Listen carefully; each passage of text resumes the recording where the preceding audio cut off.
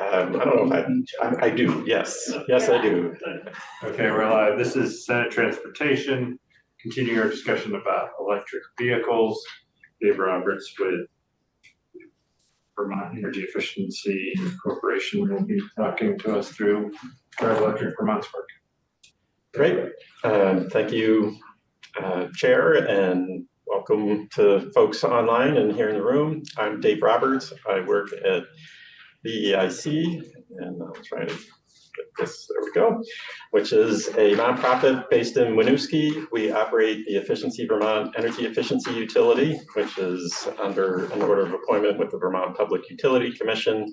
So is Peter Walk then, he works with Peter? I don't work directly for Peter, but he's the head of VEIC. He's the head of Efficiency Vermont. Right. So VEIC is the parent nonprofit.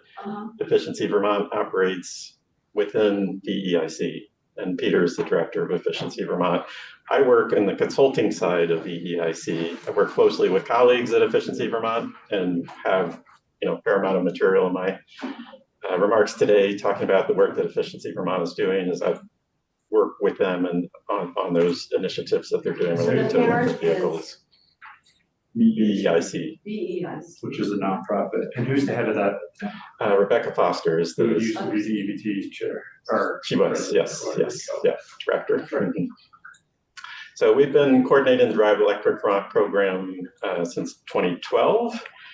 From direction from VTrans and others, this is sort of my rough agenda. Patrick's already covered a lot of great material, but kind of start out with some of the broader industry trends, get into maybe, I think you covered a lot on the tax incentives, but I might have just a few bits to add. Talk about some of the policies and programs that Vermont has underway to advance transportation electrification, our work at Drive Electric Vermont, the work that Efficiency Vermont is doing, and just some future considerations.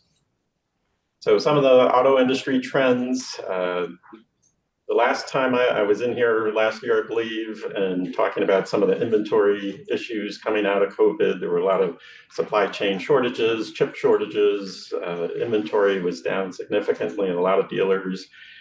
It's maybe not back to where it was pre-COVID, but things are looking up, and production has increased. Recent news in the auto industry is sales have increased. So those are just some of the headlines on the left there. Recent news reports talking about the increased availability of new vehicles. On the right is a chart from the Vermont Vehicle and Automotive Distributors Association, VADA, from October, just talking about sort of new vehicle registrations over the last couple of years and what they forecast. I'm not quite sure where things ended up in Vermont at the end of 2023, but they were anticipating a bit of a rise from the 2022 as the inventory recovered. I know the flooding set back some of the sales a bit, so it might have ended up. Yeah, it's a shame. But continuing to anticipate some increased sales coming up here in 2024 as the industry continues to recover. And when you start looking more closely at the EV industry, there's been sort of some really good news, some great things happening, and some not so good things happening. And so, there's been a lot of industry news that EV sales aren't doing as well as anticipated. If folks follow the news as closely as I do, related to electric vehicles. And really what that's about is the percent growth year on year is slowing down a bit, but the sales are increasing. The actual number of vehicles getting on the road is still increasing. So it's not that EV sales are tanking. What's happening is you're starting to see more inventory, especially at the upper end of the market, the more expensive vehicles, F-150 Lightnings that cost $80,000. It's not surprising that, they might be taking a little bit longer to sell, especially as interest rates have gone up and, there's some economic concerns. So, there's some things like that happening. Ford is making adjustments to their portfolio just as all the automakers do. But there are some good things happening related to the federal tax credits, just general broader availability. You talked a little bit about electric bikes, and just internationally, electric bikes have a really important role. I think they have an important role in Vermont as well, but places like China where people might have a choice between getting an electric car and an electric bike. When you're talking about the numbers that they have over there, it's really great that there are more options. China, India as well is really looking at advancing transportation electrification for 2- and 3-wheeled vehicles. So, broader industry trends. But automakers are continuing to have some challenges scaling up production. So GM has been unable to meet some of their production goals, and that's mainly around the battery cell assembly process that they've been trying to automate for their new technology, and it's just gone slower than they hoped. But they say that they're making progress, and we are starting to see some of their new models arrive in Vermont as that happens. Talking about the tax credit, so a lot of changes happened last April with the Inflation Reduction Act.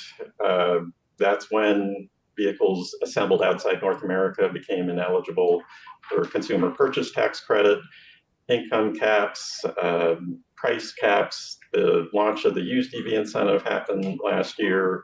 Again, that's 30% of the price up to $4,000 for vehicles sold at $25,000 or less. So, it's not a huge number of used EVs that are beneath that $25,000 threshold today, but it's a growing market, and there certainly are some folks who are now able to take advantage of that. Yes. Now, I've heard, I guess it was some on the news, how they have people come in and talk about sort of money or money smart things.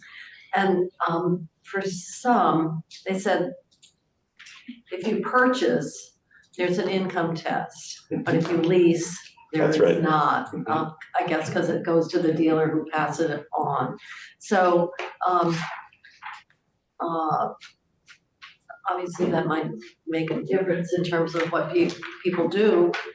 I mean, $7,500 is worth a lot of money, and that would drive you to lease and then I suppose 6 months later you can buy it. That's what they were saying, lease it and then buy it out. I'll come back to the slides that I just skipped, but this is what Patrick was talking about. Leasing qualifies under the commercial clean vehicle credit because the leasing finance company is a commercial entity. So the restrictions around North American production, the battery materials don't apply to the commercial clean vehicle tax credit.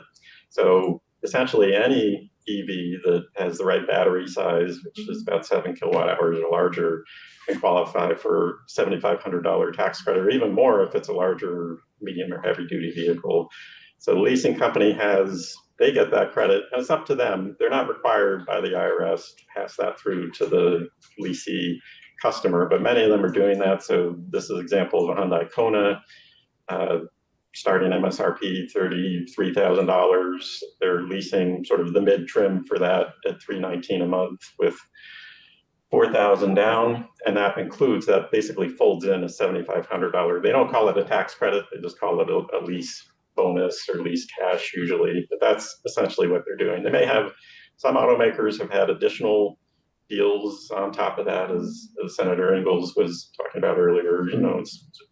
As they look at their inventory and production, they'll make changes to their incentive programs to discount, or in some cases not discount, based on demand and where they're at. So leasing has turned into a really excellent way to get an EV, and all the incentives that are out there can, you get this tax credit pass through, you can get a state incentive, you can get a utility incentive, and as those stack up, you can talk about lease costs. But the state incentives come with an income test. They do, yes. Yep. Most of the incentives have, utility incentives have an income test for a higher incentive, but they have a base incentive that generally there's no income test. So you could at least get a utility incentive in parts of Vermont. Look for the mileage. What are they allowing for mileages on these leases, on these prices that they're quoting? It's generally 10,000 miles a year. Some of them are 12.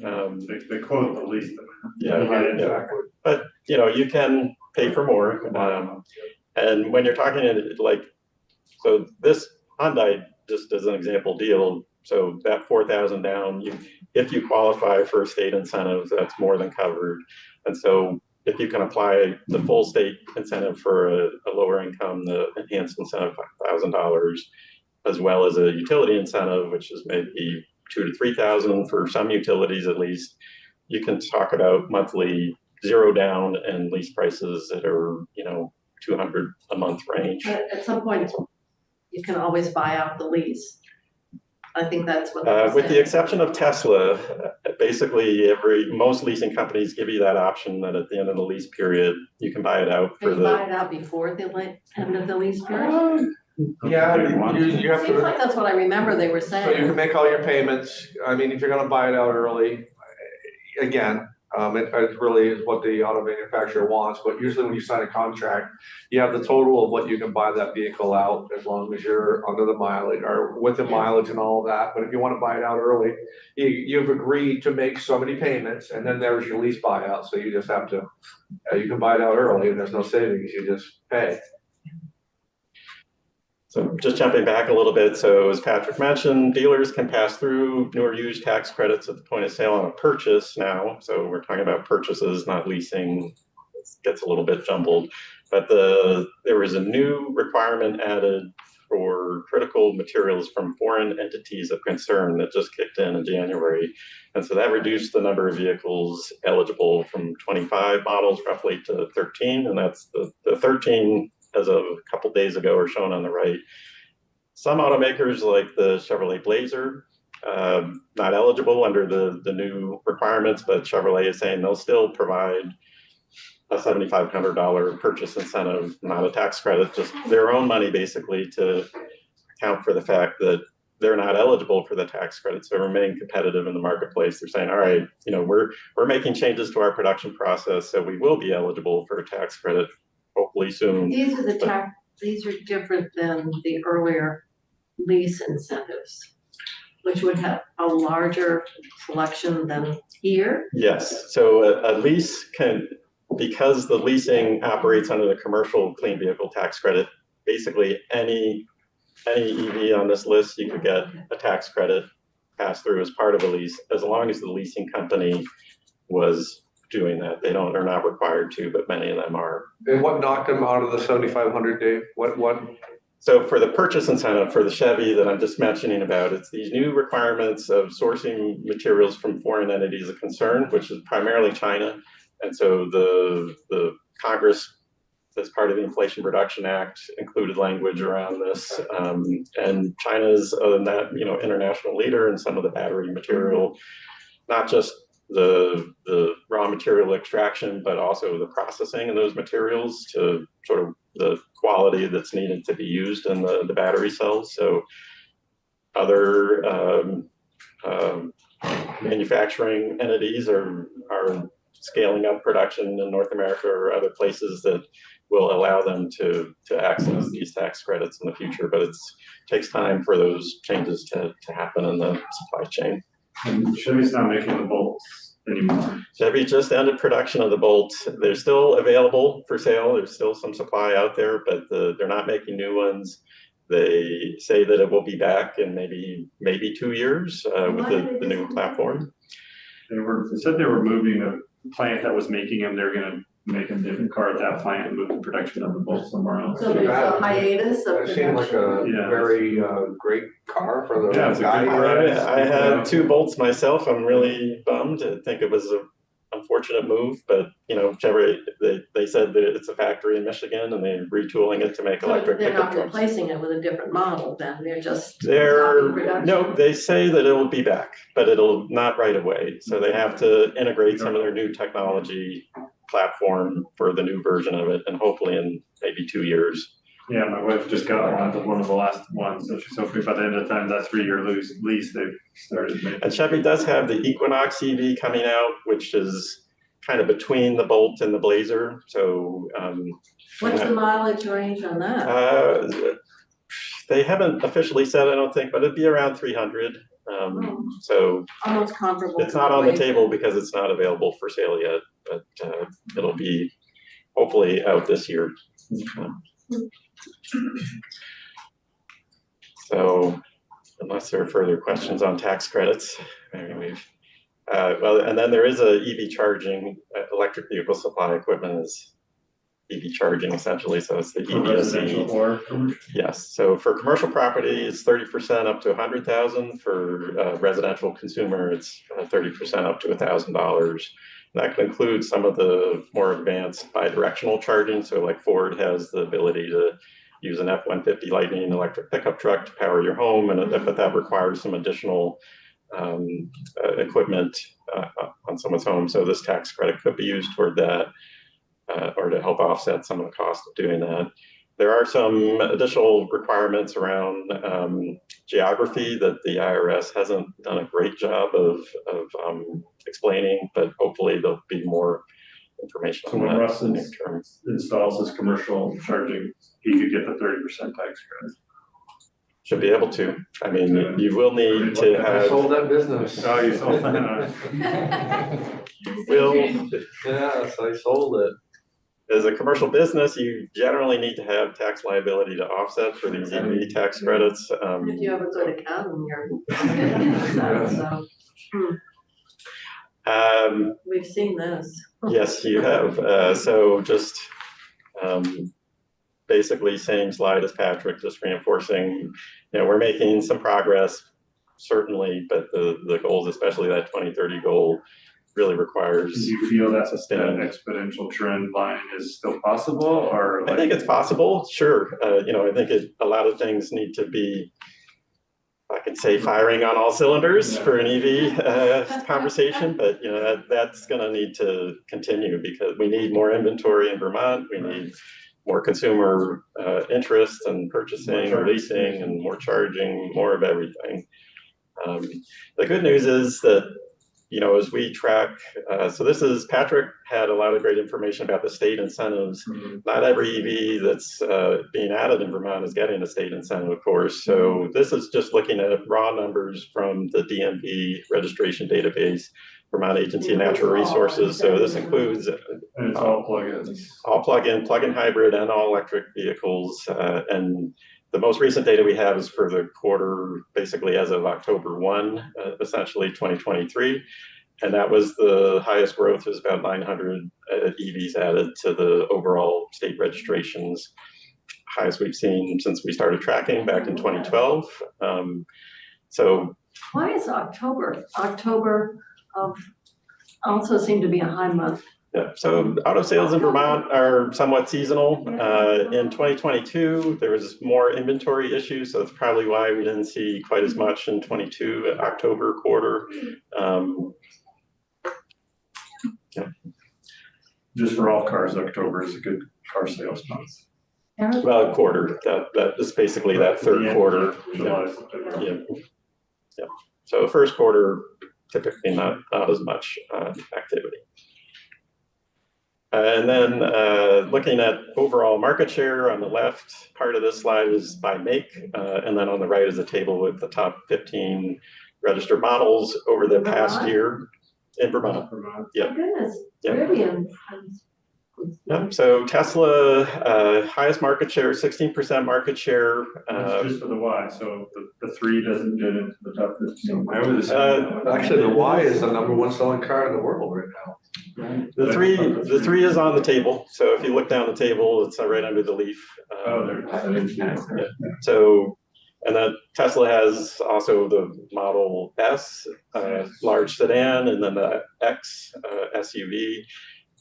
Looking at the chart, the blue are new and the green are used. So Tesla also has the highest number of used EVs coming into the state right now. I gotta call that guy. Have they opened up their Burlington? It's under We spent all that construction. time getting them. It's under construction. It's going to be in the old Hannaford next to Lowe's on Yeah. Shelburne It's Road. on the news. They're saying February-ish. Really? Because last time I talked to him, he said December. It's under construction. That's all I So Zach, if say. you're listening, I'm calling. Tesla in Vermont has about 16% market share. If you look nationally, Tesla's market share of EV sales is 50%. It's been higher historically, but as more automakers are increasing their EV production, it's going down some, but it's still about 50% market share in most other parts of the country. So Vermont has done a great job, I think, considering the dealer community has really embraced a lot of EV sales, and you see that with the variety of makes, and Tesla not having a real outsized advantage over other automakers. It's really popular. Yeah, that ID4 I is was- assumed is gonna be popular. I was thinking about that one too.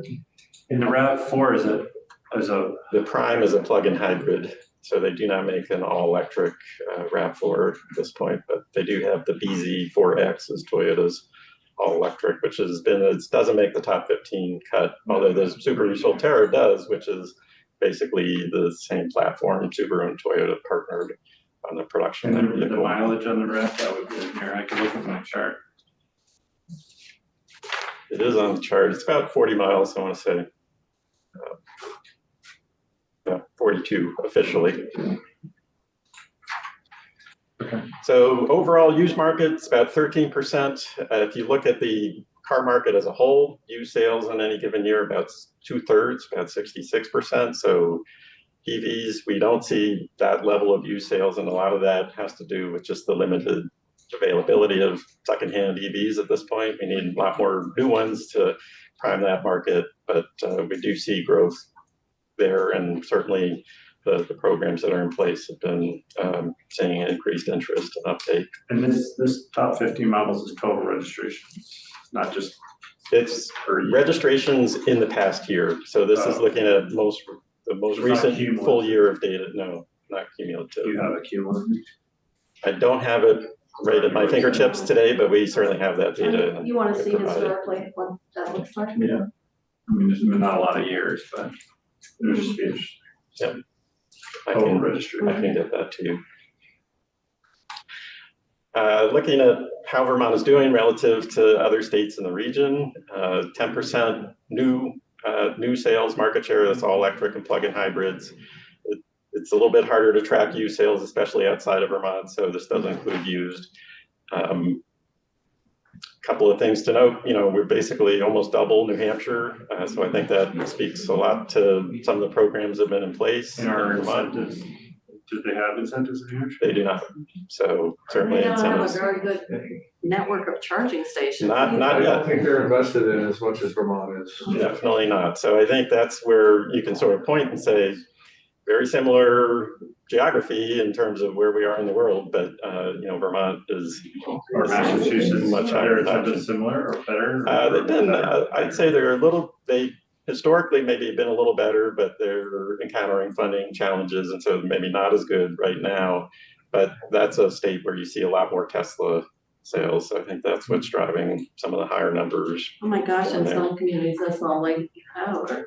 Yeah, No, in high-end Seattle, I Tesla. see tons of Tesla. And then Quebec, just worth noting, 16.5% EV. So Well, electricity only costs 3 cents. Yeah.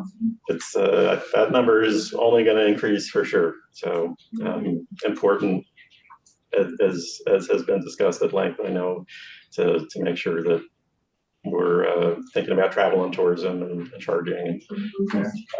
You even have charging stations at St. Lawrence Market, for example. Oh, yeah. So our electric rates in Vermont may not be quite as advantageous as Hydro-Quebec, but still much lower cost to power your vehicle on electricity than gasoline.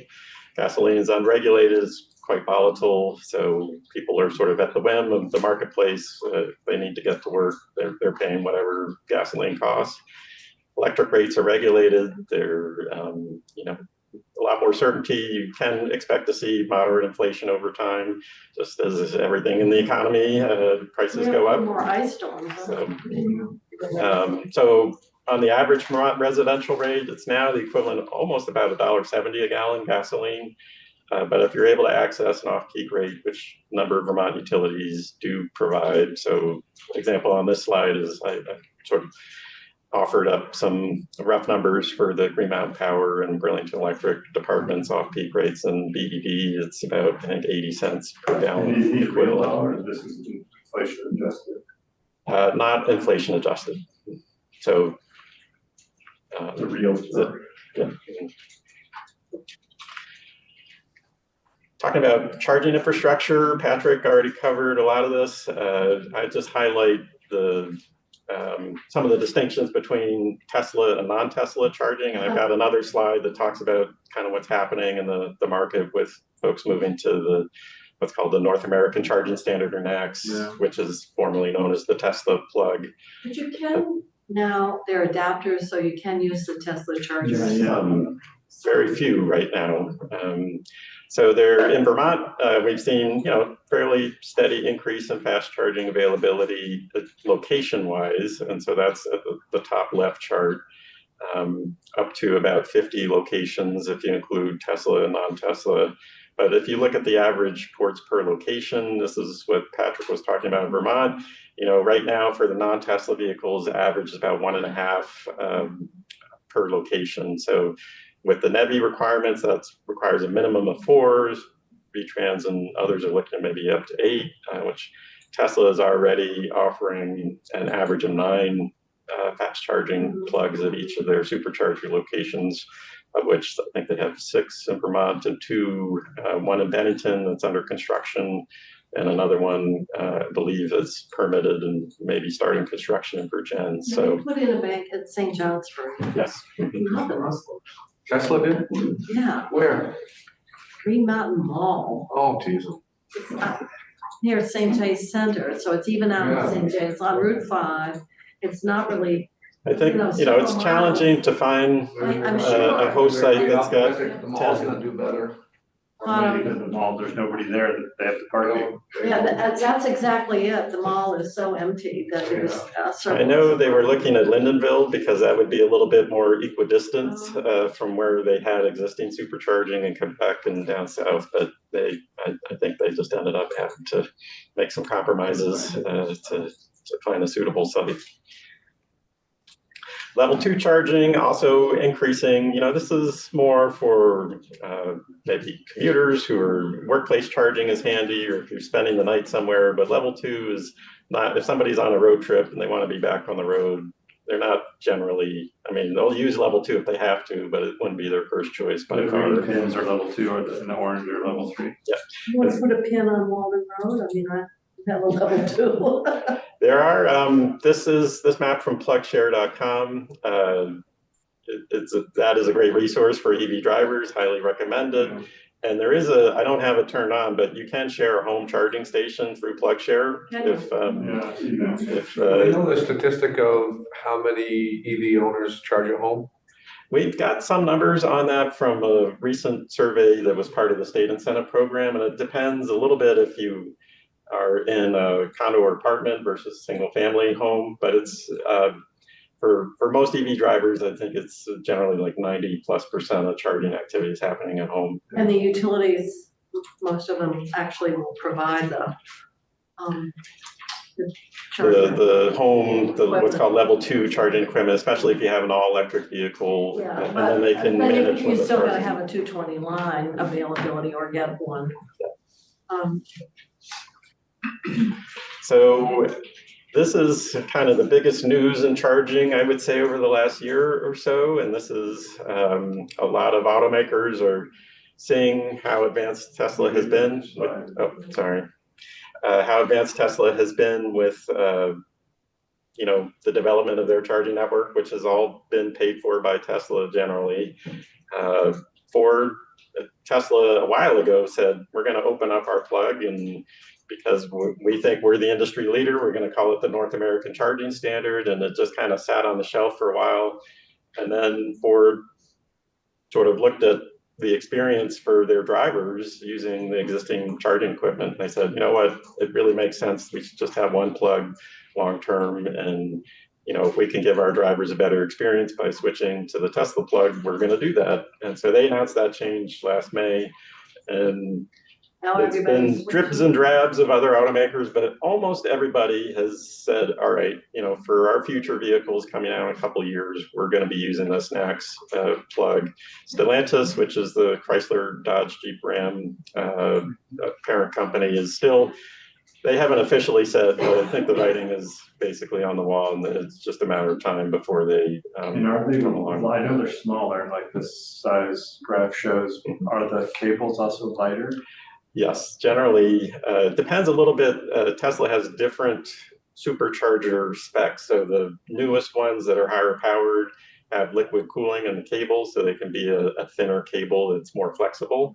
I think some of the one back from the current, maybe version 3 superchargers have a high power output, but maybe a little less flexible cable. Another issue is the Tesla charging port is in the back driver's side fender for their vehicles, but other EVs have charging ports in all different parts of the vehicle.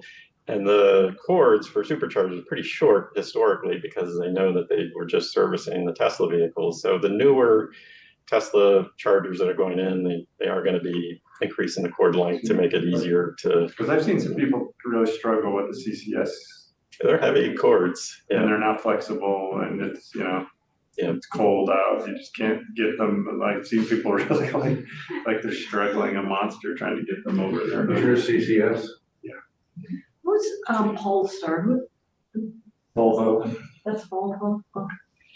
So we're in sort of a weird middle time right now where they've announced this shift, but nobody's actually shipping vehicles So I with should those wait to plugs buy a yet. new car into 2025 then. Not, well, that's up to you. Not necessarily, because they will have adapters. So the You might check adapters, with Nathaniel, you might be Yeah. buying. Oh my gosh, I know. adapters will be out this year. They're saying it's starting with Ford, since they were sort of the first to make the jump. Ford is saying they should have an adapter out, I think, sometime in the next few months. And as soon as the adapter's out, you could access, because don't you need an account to activate the Tesla chargers? Yeah, so the Tesla has a smartphone app. I'm not quite sure if somebody didn't have a smartphone, if that would be. So if you just could downloading the app is sufficient. You don't need to, you could just, anybody can create an account. You can, right, I have a Tesla, I don't own a Tesla, I don't drive one, but I have the Tesla app, and Tesla has started with a few of their newer locations building in adapters to the supercharger itself, so they call that the Magic Dock, and they don't have any in Vermont yet, but there is one near Albany. So somebody who's going from Burlington to New York City, if they want to stop in Albany, they could just go online, download the app, create a Tesla account, give them your credit card. And when you get to the Tesla supercharger, that Magic Dock will automatically put the adapter on that you need for CCS charging vehicles. So that you do not offer that for the CHAdeMO plug, which is what Nissan Leaf vehicles have been. I call it Chad. CHAdeMO. Am I saying it wrong? I honestly don't know. Okay. Is everybody, again, does everybody seem to be happy with the Tesla charging experience? By and large, yes. I think there are, like around Thanksgiving or other really heavy travel days, can be congestion, they would call it, at Tesla superchargers. I mean, even with 10 ports, when you have. They can charge on a CCS if that driver has an adapter. Tesla drivers, most Tesla vehicles, certainly ones that have been produced in the last few years, they could pay, I think it's about $100 to get an adapter to use CCS equipment. But Tesla's in-vehicle navigation system is smart enough that if you're driving again from Burlington to New York City or Key West or wherever, it'll tell you each of the superchargers to stop at, and they know in real time the usage that's happening, so they can reroute you to a less congested charger if you have a little flexibility in the route that you're choosing. So other automakers are catching up to Tesla with some of the in-vehicle navigation systems and integrating with the same sort of charging availability, but it's going to be, I think, a couple years before folks really have a seamless experience. Okay. There are no changes. The federal requirements require CCS plugs, minimum of 4 CCS plugs, but you can have additional plugs, and so the state could allow a contractor to put in NECS NACS plugs, or I know Patrick discussed yesterday in testimony that the state's plan is to make sure that the equipment that goes in, you could swap out the cord and plug basically. So if in the future it seems to make sense to just have NACS plugs, that would be an option based on. Are all Tesla sites superchargers?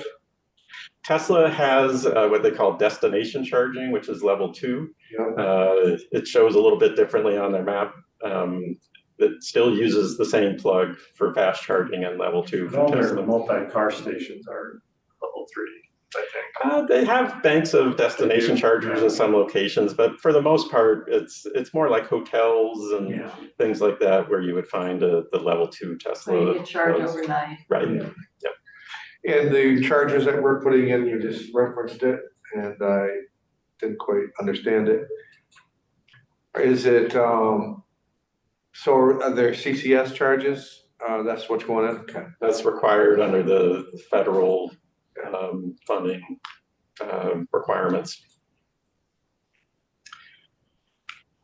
So talked about charging, some of the market conditions. I'm not going to go through all the detail on this slide, but just to kind of have it for your reference as a reminder of the numerous programs that are out there supporting not just the light duty EVs, which is focus of our work at Drive Electric Vermont, certainly is more the light duty market. That's the largest contributor to greenhouse gas emissions of transportation in the state, but also there are medium and heavy duty EV programs that the state and other partners have been supporting. Are we still using VW funds? I think there's a little bit left. Yeah,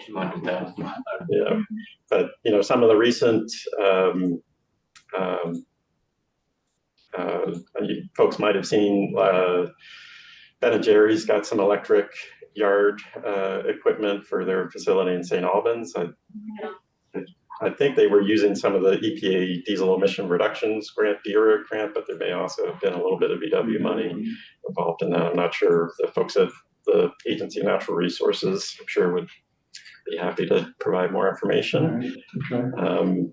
Lots of activity on EV charging. One thing to just flag there is the Agency of Agriculture is working on some of the weights and measures issues. So like gas pumps have certifications that you're getting a gallon of gasoline. They're also looking at it. Yep. We can talk about, what was it? Missed. Yes. Yes, you got it. All right. We're gonna do a committee. Senator Ash even visited the NIST. He sent us pictures. Yes, when he was in Colorado, he must be Great. suffering from a lack of things to do. Anyway, we didn't know about NIST, but now we're very familiar. And NIST has finalized their standards so that weights and measures can follow that, because that was what they were saying before, that they were waiting for NIST. NIST has finalized their standards and we adopt their standards by reference. Yeah. But weights and measures still has some work to do to actually set up the program. It's like waiting for Godot. Okay. Supply chain developments. I'll talk a little bit more about some of the work that Efficiency Vermont's been doing to support EV dealers. We've been doing work around just making sure the dealers are aware of the incentive programs, that they have the resources they need to access those incentives and talk to customers about them. Was there an incentive for dealers to get the equipment they needed to get the car? So like if the manufacturer said you need to have X number of chargers, but they were like, oh, we need money, there was money for that. There was, yeah. Did we help the Nissan? Did we, being the state or the incentive programs, help the Nissan dealer on the Barry Montpelier Road? Because I saw like 20 Ioniq 5s in the parking lot, even though it's Nissan dealership. I mean, there is a Hyundai dealer on Maybe that it's right road, next so I'd door be in the- surprised. I'm not sure. They could Maybe have they were some used using ones, but and I'm not sure that I can divulge specifically which customers receive support through that program, but certainly and I have a slide that talks about just general numbers. And obviously, consumer awareness and education is a big part of the work we've been doing as Drive Electric Vermont. Efficiency Vermont has had a campaign that I'll talk more about, but we've got the Drive Electric Vermont website, which is a resource, and a lot of other partners contributing to that work. So just a little background about Drive Electric Vermont. We don't just do consumer education and outreach, so we have quarterly stakeholder meetings that involve folks from the state and utilities, other partners, to kind of keep up to speed with what's happening in Vermont and some of the technology issues. Been supporting state incentive programs, doing some work around EV charging. support. We have a new service that our team is offering where a business that's thinking about either fleet EVs and or charging can get in touch with an expert on our team to learn more about what their options are and costs involved and kind of next steps. We were looking at some of the opportunities to increase the equitable adoption of EVs. So specifically starting at least focusing on some areas in the state that are sort of on a per capita basis seeing lower adoption, and sort of what are some of the barriers in those areas, and what are the opportunities to. Does VEIC do this for any other states? We do work in other states, certainly. We don't have anything as comprehensive as what we do as Drive Electric Vermont. We've done quite a bit of work around electric school and transit buses across the country, including in New England. We're doing work with business fleets also across New England. So the broader consumer education outreach is something that we've really focused our efforts on in Vermont.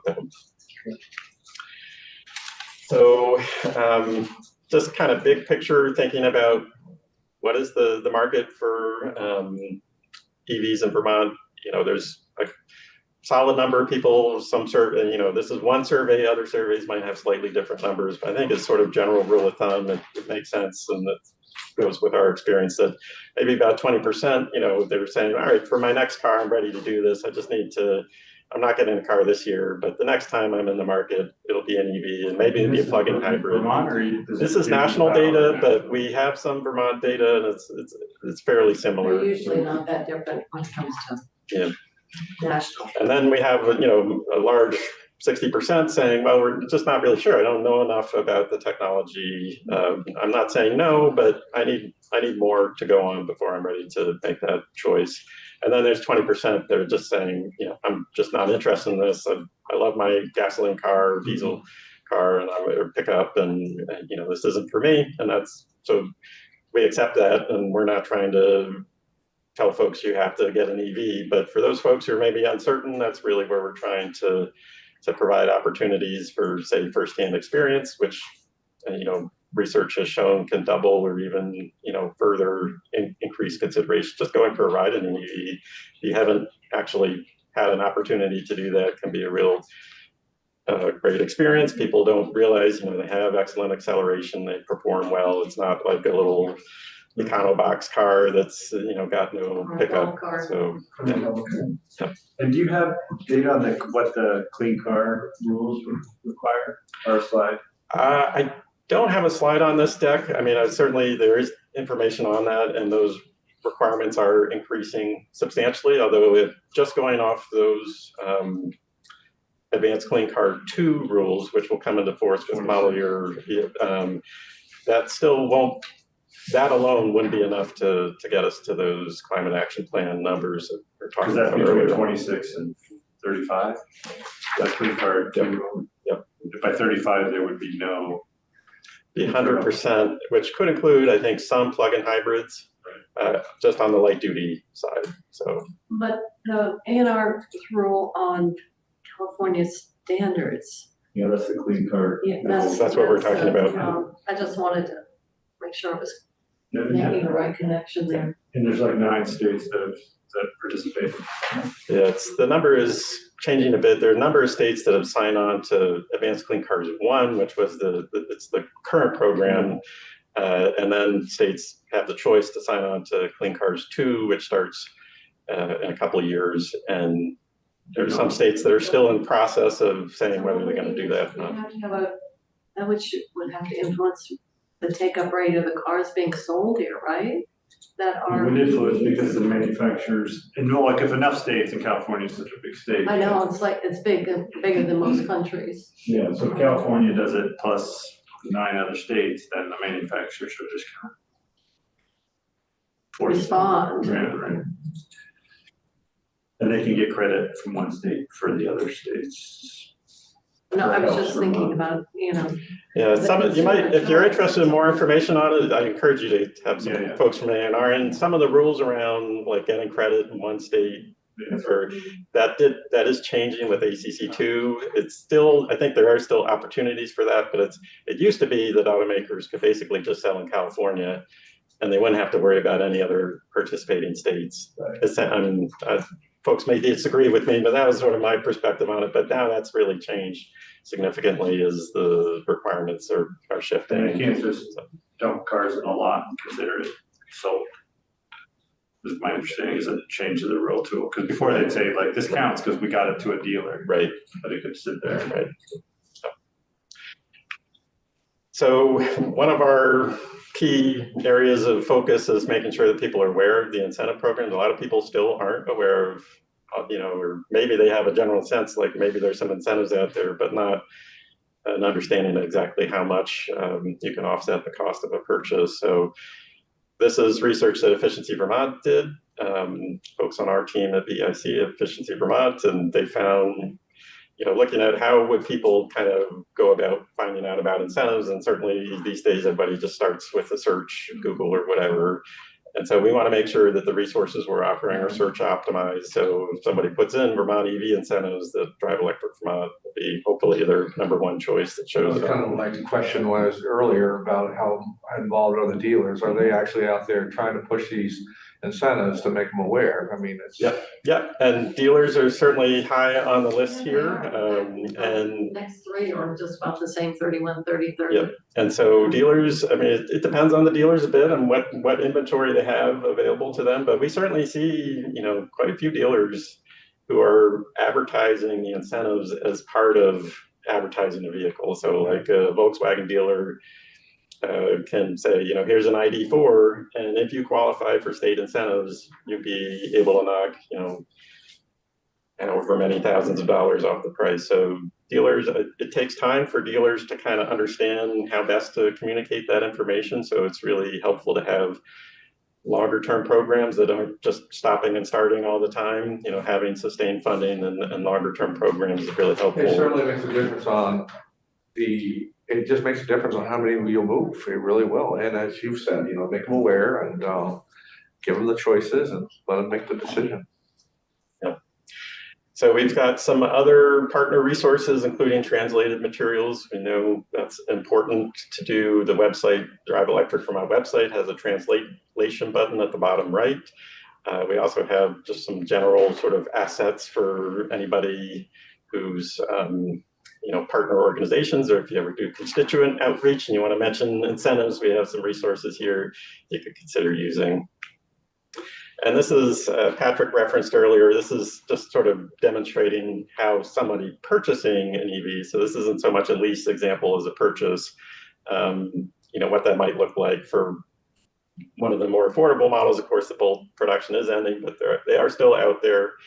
On the sort of left side is the standard, somebody qualifies for the standard state incentive, so more moderate income, and on the right is the lower enhanced incentives for somebody at lower income. And if you stack all these things together on that enhanced incentive side on the right, you're talking about a brand new vehicle for around $6,000. That includes the replace your ride incentive, which means you would have to be scrapping, turning in a 10-year-old or older vehicle. But even without that, the average price of a new car these days is about $48,000, I think. I don't have, that's nationally. I don't have a specific number for Vermont. You can buy a house. I know, did you just say 48,000? It's crazy to me, but this is the world we live in, I suppose. And cars are Much of it. What? What kind of house can you buy for 48? When we bought our house, it was 12,000. Yeah. But that was. There it is. But what's There's- it worth now? Yeah. Well, Not 48 though. now it's worth 48,000. I could trade my house for a car and I'd have a mobile home. Well, you'd have to kick it a little. Oh, I know, it's just incredible. When you compare 48,000 to, average median income. Yeah, that's good. Huh? No. Yeah.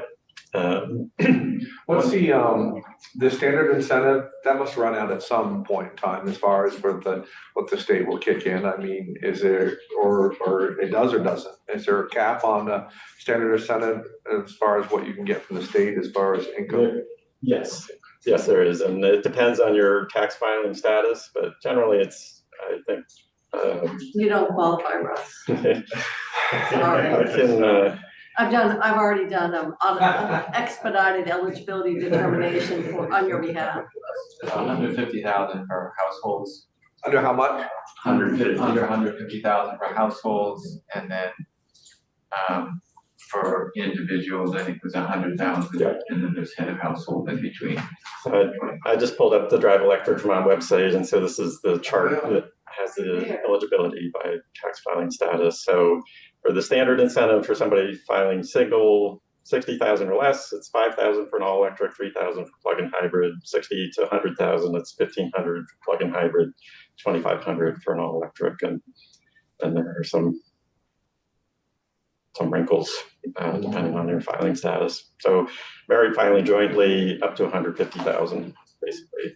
Be the And the standard. vehicle's up at what Patrick said, 52? 42? It's currently 52,500, I think is the number. And that has been adjusted a bit to account for some of the inflationary pressure on vehicle costs. Covers a very well Yeah. representative part of Vermont.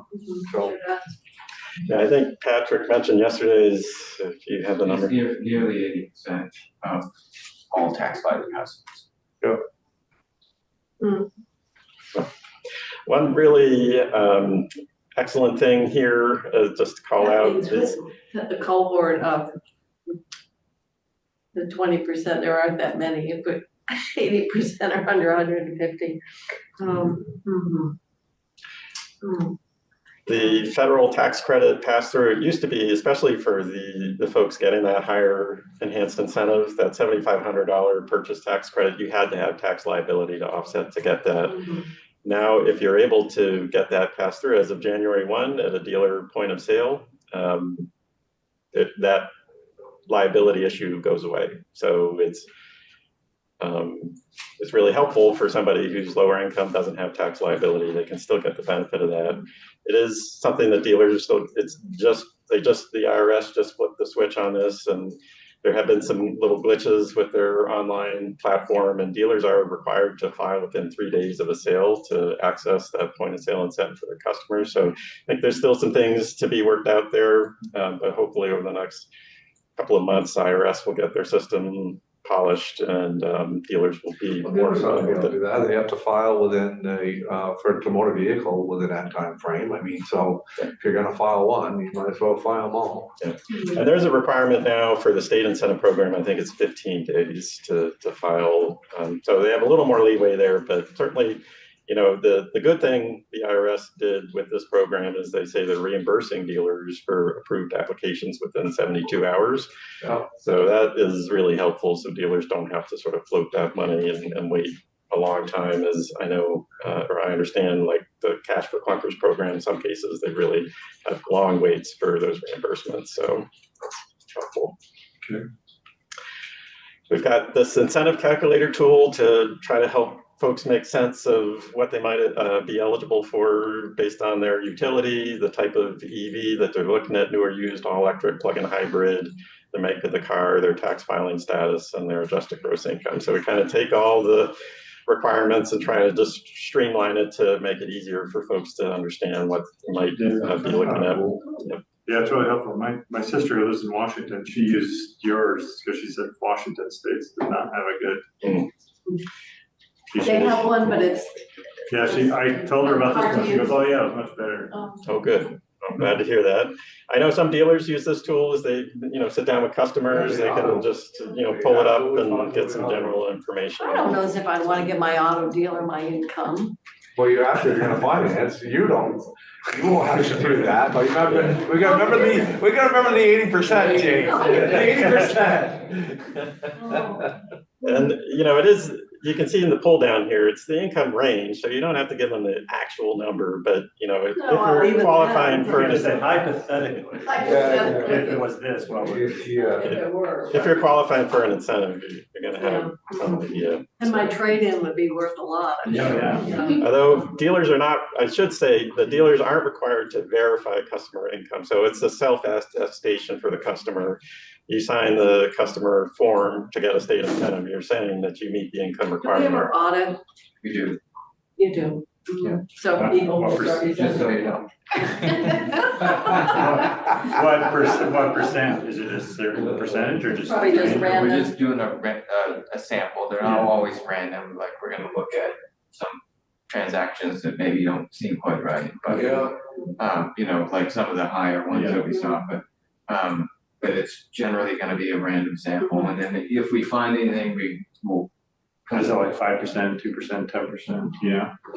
We don't do it by percent. Well, yeah, but what did it turn out to be? It ends up being like, I would say, you know, yeah, probably 2 to 3%.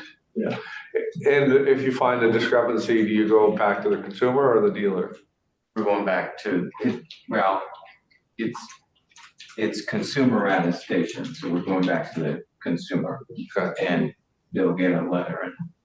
Because the dealer should be Sort out. accountable for Well, I would say- misrepresentation by the, I mean, yeah, if the dealer, right. they're accepting it in good faith. Exactly. We did an audit for one for the Clean Energy Development Fund, and we found that wherever there was a error, they usually overestimated their income. Like when we audited and got their tax returns, they had thought they were making more money than they actually were making, because they were not using the right number. Wasn't adjusted gross Yeah. income or anything. Right. So I've talked some about the work we do at Drive Electric Vermont. I won't dwell on this, but supporting state partners, others on a variety of fronts. Happy to answer or respond to any inquiries on that front, but I know probably looking to continue moving on here. I did want to mention some of the work we're doing around transit vehicles. We have provided support to V-Transit's public transit section. And they have 2 of those buses. I see that bus. Yes, GMT has 2 electric buses. There are other electric buses operating in the state. So Advanced Transit in the Upper Valley area has a couple. I don't personally work on these programs as much, so I know there are others that have been funded. I'm not quite sure where they are in the procurement process. We also That do buses, or at least GMT's bus, has been running for at least 2 several years, yeah, so- before COVID. So it'd be good to have them maybe in to see how they're. Yeah, so we, with the VW funded investments that have happened, ANR, EIC provided technical assistance to that program that ANR administered, and we did do an evaluation of transit and electric school buses that were funded through that, and that report was published, I think last May. So there's a lot of great data and details, and essentially found that the buses were working, but there are some issues to be thinking about, essentially in terms of charging infrastructure, making sure it's all done properly, and manage charging to get as much savings as possible in terms of energy costs. So there are some wrinkles that we advised were important to be But the winter considered. range was sufficient to define? Or As was long that as gonna the vehicles are used in the right way. Okay. You will see reduced range in some cases. They might have auxiliary heaters powered with diesel or other things, just given the current state of technology. Wanted to mention a little bit about some of the work that Efficiency Vermont has been able to do through what is called the Energy Efficiency Modernization Act. So this started with in 2020 with Act 151, was extended in 2023 in Act 44. So it's basically each of these pieces of legislation allowed for a 3-year pilot that allowed electric energy efficiency utilities to spend up to $2 million a year on transportation thermal programs that might increase electric use but reduce greenhouse gas emissions. So historically, Efficiency Vermont hasn't been able to do a lot of EV work because even though it's a more efficient technology, it's reducing greenhouse gas emissions, it's increasing electric use. So this legislation allowed them, our team, to do that, and Efficiency Vermont looked at what was happening in the market, talked with a lot of stakeholders, utilities, state agencies, others, ended up saying as far as transportation goes, they wanted to focus on sort of the supply chain EV dealer issues, as well as broader consumer awareness and education through a marketing campaign. So that plan was approved by the PUC and launched in late 21 and wrapped up at the end of 2023. With Act 44 passing last year, EVT has Efficiency Vermont has filed for basically continuing that work, and the PUC has that under consideration now. So it's not approved yet. Hopefully there'll be a PUC decision this month that will allow that work to continue. Separate from the transportation side of things, Efficiency Vermont has also been funding a program that is supporting heat pump installations in weatherized low-income homes. So that's about half of the money through this EMA program has been going to that thermal side of the house. So as part of the EV dealer program, this map showing the blue dots are new car dealers, the red are used car dealers that are participating in the pilot, 51 as of the end of 2023. And so dealers can get support for charging infrastructure, service equipment, training. It's a cost share, so I think it's about $50,000 per year per dealer, 50% cost share. So, dealers do need to. Do you know as a percentage of the dealers what? I think there are about 100 new car dealers in Vermont, so it's about half, give or take, that have signed on to participate in this program. So it also includes sales incentives for the dealer and salesperson specifically. So these aren't consumer incentives. These are going for the folks who are actually doing the work to close sales, do the research to understand the products and things of that sort. They are also offering point of sale marketing materials. So a dealer can have a little stand in the showroom that talks about incentives and provides resources for more information. And there's also cost sharing support for dealers who are doing their own advertising around EVs, so they can help get at least some amount of the cost that they're putting into that covered. So through the training program, so dealers who sign on to this are required to have at least 2 staff trained. They can have as many as they want. Had several training sessions, over 100 folks trained. 40 dealers have accessed those sales incentives, 30 infrastructure projects, including 20 charging stations. A number of dealers are through this program. They're not required to make that charging open to the public, but they can, and a number of dealers have. So it's helpful in just kind of building out more of the redundancy and reliability of the network. What is on your car? You probably don't ever know this because you don't probably have set long enough, but do you lose much charge? Sit in the car, have the car sitting there for a day? No. I even when I've had it set for multiple days in the winter, I think I'm going to notice it. But it's like very. Yeah, sometimes they call it like vampire loss or whatever, and it's very generally 1%, even a couple days in the winter. This is just looking at sales comparison over a couple of years. Dealers who signed on to that program selling more EVs. So certainly seeing some benefit. Yeah, one would hope. The other aspect of the Efficiency Vermont work is this consumer awareness campaign. So there's a large marketing campaign that's not currently operating because we're awaiting PUC approval on continuing the work. But you may have seen some TV ads over the last couple of years. There's been radio, community newspapers, digital is a big focus because we know that's where people are going to research cars. So a lot of online ads, social media, etc. So talked about a lot of these other things. There's a link here to some EV research that Efficiency Vermont did. That's where I pulled that chart earlier that talked about where Vermonters are looking for incentive information. So if you wanted to dig in, there's a lot more there. We did see substantial increase, especially to Drive Electric Vermont's website traffic as part of the outcomes related to this campaign. 171% increase, and broader awareness of Drive Electric Vermont just statewide is a resource. So definitely would love to be able to continue some of this work because we know awareness remains a challenge in some parts.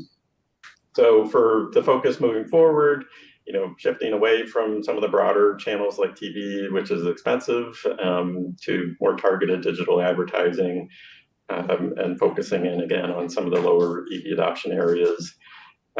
Particular focus around thinking about some of the used car dealer challenges and how we can help support them. Would be great to get the shop in Island Pond to sign up for this at some point. We know, again, the used market is where majority of sales are happening in any given year.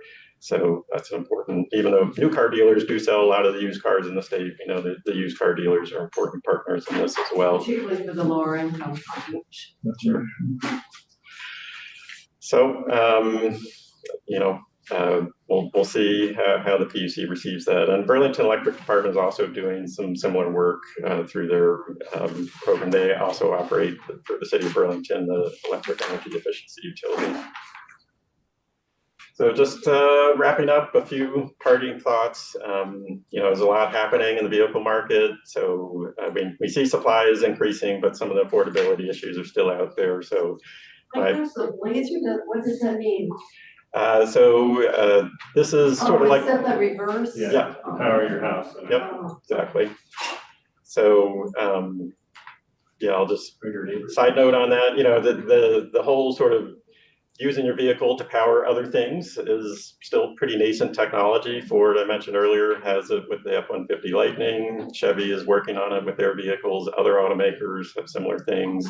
Hyundai and Kia have been offering a vehicle to load, basically. So you can just plug 120 volt things right into the car. So if you ran an extension cord and the power's out, maybe you could run your refrigerator, freezer, other critical things like that. You said something earlier, looking at trying to increase the used car demand. Tesla doesn't allow an off-lease vehicle to somebody to buy it out? That is my understanding. Their lease terms are such that they want to be able to sell that car themselves. So they don't offer the buyout option that is typically seen with other leases. They still sell the used cars, certainly, but they don't allow the customer who's leasing it to buy it out. So because we spent a lot of time on this with franchising and all that, we're trying to get that in there. Where are these used? So Tesla's selling them on their own website? They're selling them on their own website, but a number of Vermont dealers have been selling used Teslas, so they're available in the marketplace. They might sell them at an auction. Yeah, they could be found at auction. There's all people trade them in. There's all the usual ways that dealers can get inventory are out there. I noticed that when our lease came up, it said you could buy it right from GM, but not if you lived in these states. So some states allow you to buy it directly, and some of them make you go to the dealer, but some we should look at if we think. But, well, I think you'd want it to be fairly consistent. I know with mine, I just got the purchase option price right there when I signed the contract. I looked at it the other day. And what would keep me from buying, just talking out loud, what would keep me from buying an electric vehicle is the mileage restrictions. And now I know what supply and demand is, and even though I put on 3 times as much mileage, I know how to. I know how to negotiate enough to where it doesn't impact me when I go to get rid of that vehicle. I don't have to write a check for $15,000 worth of just mileage expense. I negotiate and come out of it to where I'm whole, or I feel I'm whole. But if we don't have that option with a lease vehicle, with an electric vehicle, Tesla. okay, So pretty much. So just again, it's really nice to have consistency in these programs. So we're not stopping and starting and having to put things on hold and all of that. Especially as we're trying to hit these goals, we're trying to keep everything going as much as possible. So, but understand there are other considerations sometimes in terms of funding and whatnot. So, but ideally, all of these things need to continue happening. Didn't talk too much about medium and heavy duty EVs, but that's, technology is coming there. It's still more, you don't see many of those in Vermont. There's sort of cargo vans are starting to, that's sort of the first most obvious place, but the larger vehicles are coming along in other states, California especially. But we do expect to see a lot more of those as the Advanced Clean Trucks requirements come into force in Vermont over the next few years. Compressed natural gas,